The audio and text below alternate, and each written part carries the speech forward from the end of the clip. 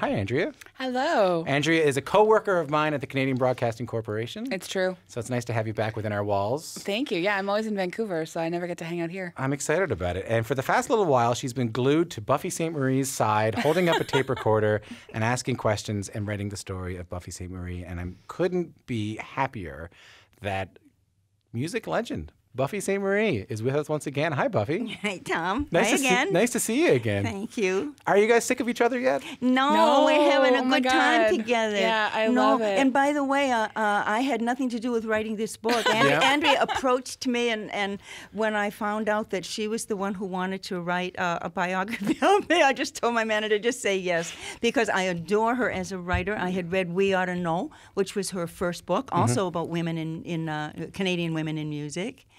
And we had done an interview, too, for CBC. Yes. Yeah. What made you want to do it, Andrea? Well, I mean, it's Buffy Sainte-Marie, number one, so she's just amazing.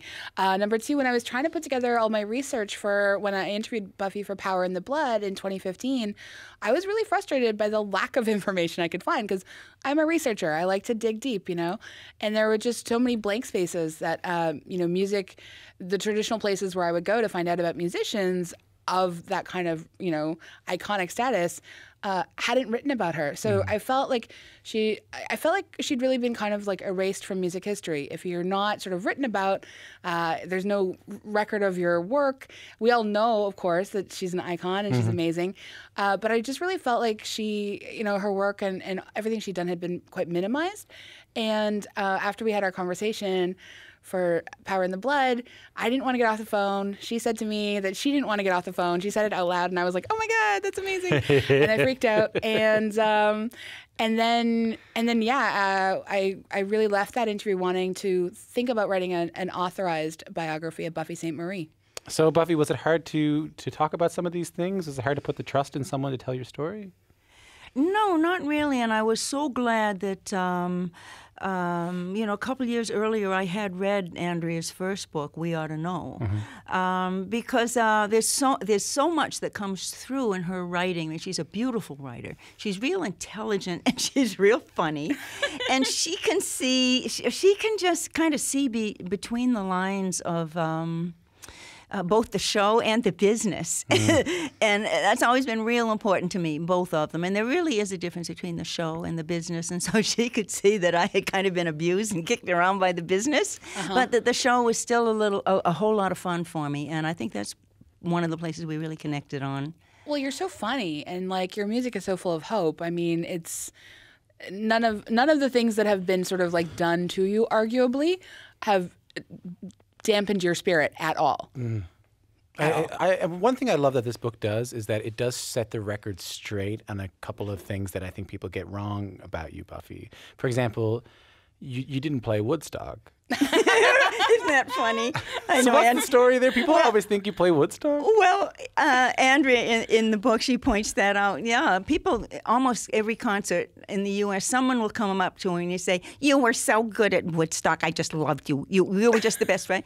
And I wasn't at Woodstock. What does that tell you? And a couple of months ago, I spent some time with Joni Mitchell, and they tell her the same thing. "Oh, you were so good at Woodstock," and she wasn't there either. So I don't know. I guess they must. I don't know what they were smoking that day, but yeah, drugs, right? Neither Joni nor I were there. Well, but the assumption is that you would be, because you were such an important part of that time. So I feel like people just create the scenario they wish that had existed. I guess. But it is interesting that this myth is sometimes bigger than the actual story itself, and it leads me to some of the challenges you must have had, Andrea. I mean, you knew Buffy was born in a reserve somewhere around 1941, but there aren't a lot of records from that time. So what is it like to put together a complete story of Buffy's life with such little information to go on? Well, I mean, I think that one of the things in the book is that it really, I try to create as much space as humanly possible for Buffy to tell her own story, and I provide sort of this music critic feminist lens to try and shape it. Buffy warned me right in the beginning. She's like, I'm not really a linear thinker. A linear book might not be the best way to go. And I said, that's great. I mean, I trust, it's my job to sort of put it into a linear shape, And my editor at Greystone, Jen Kroll, she was a huge help in sort of making that shape really successful. I like the fact because I do care so much about research, and I really care mostly about sort of people's lived experiences. So being able to like just spend so much time with Buffy, like she was so generous with her time. We were on the phone constantly for a long time, and then like emails and texts, and she reread the book a bunch of times, and great copy editor and great proofreader. This is another secret talent of Buffy Sainte-Marie's. She loves reading, and so there's real attention to detail there. And so she really was able to fill in so many different gaps where she could. And then I would be able to sort of bring a different sort of lens from the music industry point, like the fact that she's never been nominated for induction into the Rock and Roll Hall of Fame and these other huge blank spots. Donovan gets a lot of credit for her songs, which is, terrible. Very frustrating. So these kinds of things are where I can bring my lens to it. Vanessa, just want to let you know, our producer Vanessa, I need another copy of The Thing. I'm just going to say that. I'm not going to say what it is, but I need a copy of The Thing. Yeah. Was there anything, Buffy, that Andrea dug up that surprised you? Not really, but, as she did mention, Donovan's getting credit for, Universal Soldier and Codine. That had never really bothered me very much, but it was interesting that it bothered her. It hadn't bothered me because... No, that's interesting. No, most people will still come up to me and challenge me and say that Donovan wrote Universal Soldier or Codine, but he didn't know. And I don't know if he ever said that he did either. I don't, it's just that, you know how show business is. If somebody is introducing you and they would say to Donovan, oh, your great songs, Mellow Yellow and Hurdy-Gurdy Man and Universal Soldier and Codine and, Catch the Wind. And what do? Start an argument in a live interview? No. Yes, so, you do. No. But for me, see, when I kind of got into show business accidentally and stayed on the periphery for a long time because I wasn't in it for the normal show business reasons. I think I had graduated. I was supposed to graduate the University of Massachusetts. I was getting straight A's. I was one of the 10 outstanding seniors in my class. And 3 weeks before I was supposed to graduate, they didn't let me. They said, because you got such a great mark in that compulsory speech class, which everybody had to take, anybody who made a dynamite speech got exempted. And I got exempted. And then I found out 3 weeks before graduation, my guidance counselor apologized, said, none of us caught this, but you were supposed to have made up a credit for that class that you exempted. So they didn't let me graduate. So I still had the same mission as I had originally. I didn't know about show business. I thought I was going to India to a college that had been set up with Rabindranath Tagore's dad and Gandhi. And so I had a mission. So what I did when I had to reinvest my time, I said, okay, I'll try my luck at folk singing because I had been singing off campus at college. And I just kind of reinvested the idea of serving the creator through the creative arts. The creator, creativity, the creation, and the creative arts are all kind of part of my religion. It just has to do with the idea of the world continually evolving. And, even in the Bible, it says, we're made in the image of the Creator, and what that meant to me was, oh, I see, that's our green light for creativity. So for me, show business was more along that line than it was for getting hits. So I was very grateful to Donovan for having spread the message of Universal Soldier and opiate addiction at the time that he did. I think this is the part of the book that I find the most fascinating is when Andrea unearths things about you that you have perspective on, and then I feel like you and I both learn something new about your story. An example of that is take a listen to this. Oh, sorry.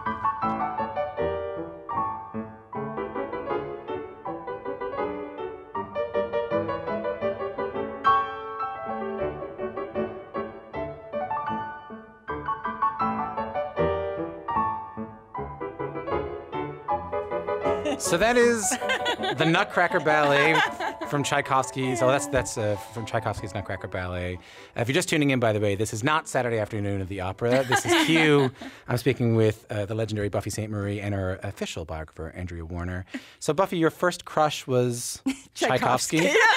Yeah, when I was a little girl, I saw piano when I was about age 3, and I fell in love with it the way all the other kids love sports and Barbie dolls. I loved music. And I started playing fake Tchaikovsky at a very young age. But I could not pass a school music class. And I want to work with the Junos now in correcting something I'd like to tell you about. A lot of us play music naturally by ear. Now, there's no money in music teachers. for that. There's no music for the music teacher. So just like breastfeeding, as opposed to formula companies who spend a lot of money teaching doctors about formula, nobody teaches about breastfeeding. And there's no money in natural music. I mean, where does the money come out, Where does it come out? Nobody knows. So I'm hoping that the Junos would make like a 2-minute profile of all the great musicians who are natural musicians, like Jimi Hendrix and Eric Clapton and Chet Atkins and Wes Montgomery and many others. But Andrew, you found something interesting in Buffy's love of Tchaikovsky, right? Well, I think one of the things just thinking about what it is to come out of trauma and where you place your trust in people, that was my assessment was that, it makes a lot of sense for one's first crush to be, one, a natural musician, a dead natural musician, and to, find safety in sort of someone's, hypothetical arms that isn't there at all, but you can take a lot of comfort in from their music because you love it so much. And I think, and that was sort of my assessment, was that it makes sense that, a young girl who's coming out of sort of some traumatic situations in her childhood would gravitate towards like a dead gay classical musician. and I think it's beautiful, There's a lot of hope there, but there's also a lot of sort of the darkness that we move through as well. But is that delicate for you to write about? I mean, in this book you have to write about Buffy she talks about being sexually assaulted by family members, abused by a husband. I mean, what conversations are you having about how to write about that? I don't think we had conversations about how to write about it at all. What we did, I think, is, I just would listen to you when you would, tell me things, and then I would ask a few questions, and I really try to create as much trust between us as possible. Like, I'm not a very exploitative journalist. No, that's not my goal.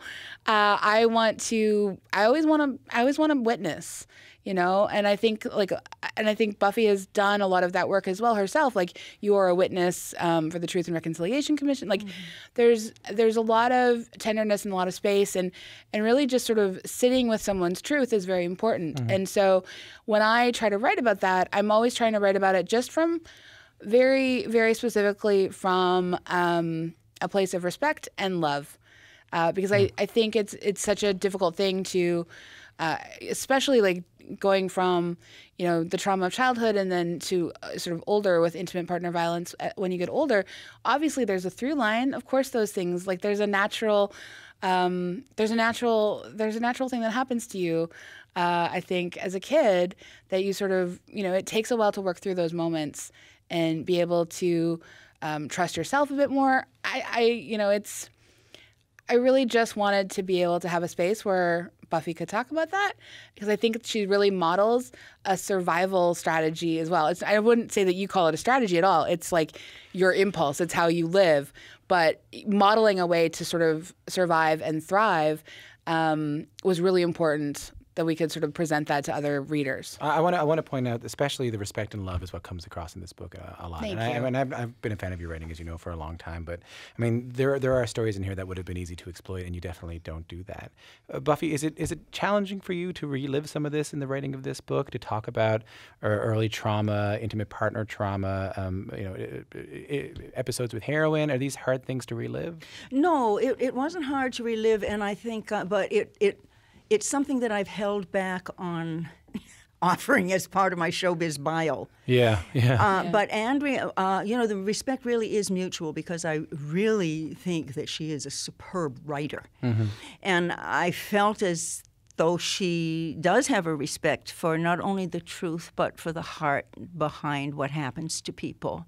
I had read her first book, We Ought to Know, and I had a lot of respect for her as a writer who could get to the heart of something and talk about, sad or traumatic issues without being exploitive. And she certainly was not, and, kind of worked together on that. But, no, it wasn't hard to talk about about some of those things. But you did want to talk about them. You wanted to tell those stories. Oh, I didn't mind. No, she was interested. She asked me about them, and when we first started, Andrea said, if there's anything you don't want to talk about, we just won't. But and I don't think anything ever came up that we didn't want that we weren't both interested in exploring. Absolutely, and I feel like from the very beginning you were very clear. One, you didn't want me to put you on a pedestal, and I'm not super interested in that myself because I think actually when you put someone on a pedestal, you're doing them quite a disservice. Like you're not actually treating them as a person.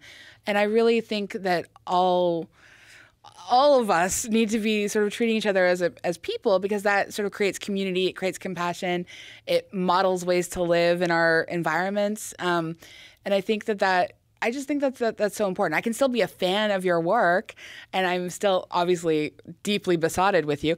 But I also want to see you as a real person.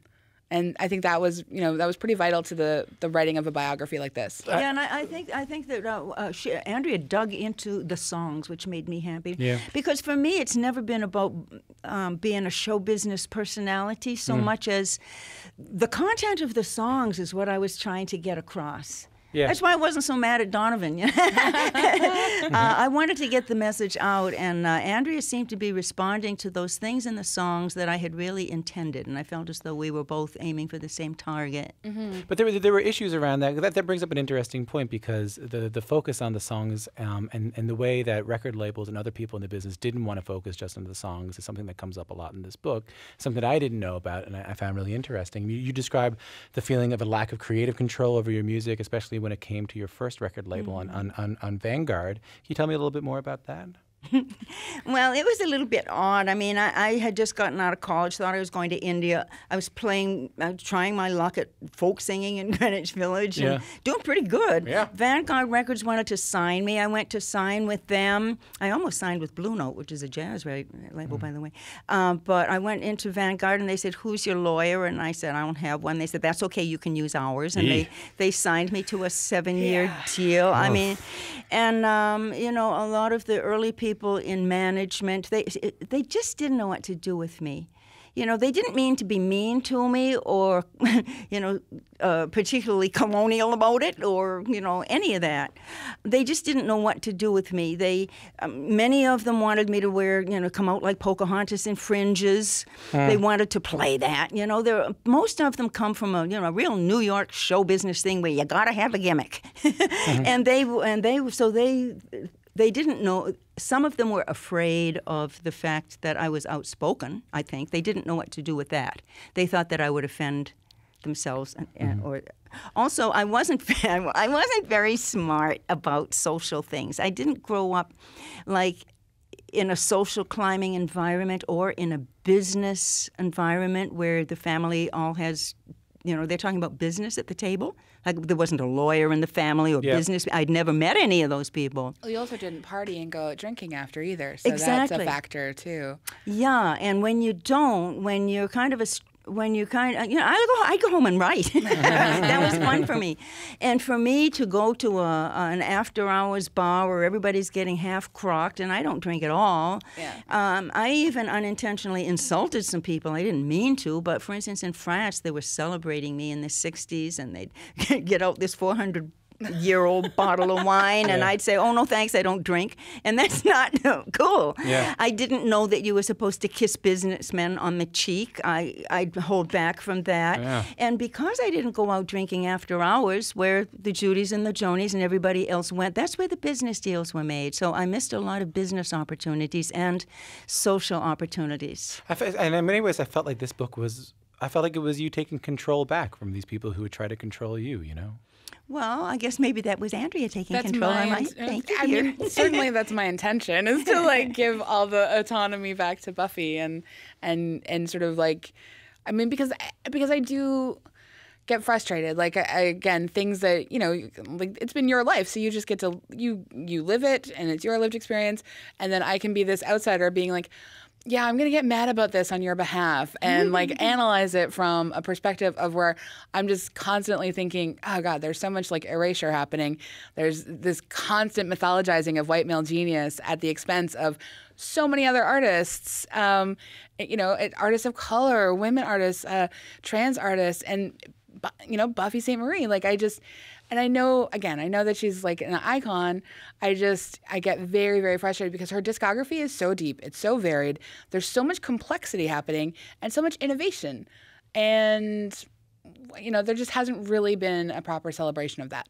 So I was really surprised that, because I know you said you had to leave a lot out of the book, right? Yeah. I was kind of surprised you left this out of the book. I like which is the Oh, I love that. Is this the Ben and Jerry's This is the thing? Ben and Jerry's Okay, ad? good. Because, so Buffy emails me a few weeks ago and is like, hey, did I ever tell you about the time I was like an ice cream flavor? And I was like, no, what are you talking about? This book could be 700 pages, honestly, like twice or three times as big. I want to point out this is an ad for Ben and Jerry's ice cream that features Spike Lee, Carlos Santana, Pete Seeger, and Buffy Sainte-Marie as ice cream flavors. Yes. And Also Bobby Seals, who founded the Black Panther Party. Yeah. Dolores Huerta, who was migrant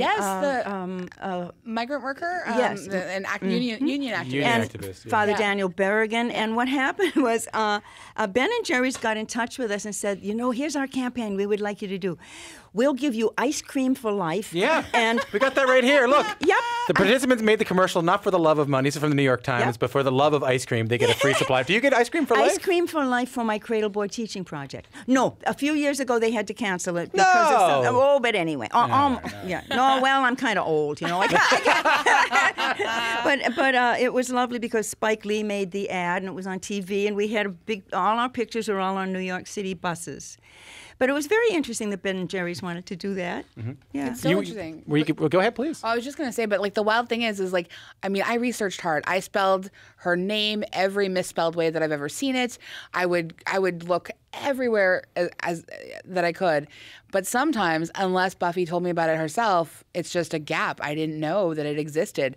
This is one of those things. Do you feel like you learned something new, maybe rather than just a factoid, but something a little bit deeper about yourself through researching Buffy Sainte-Marie? Oh, absolutely.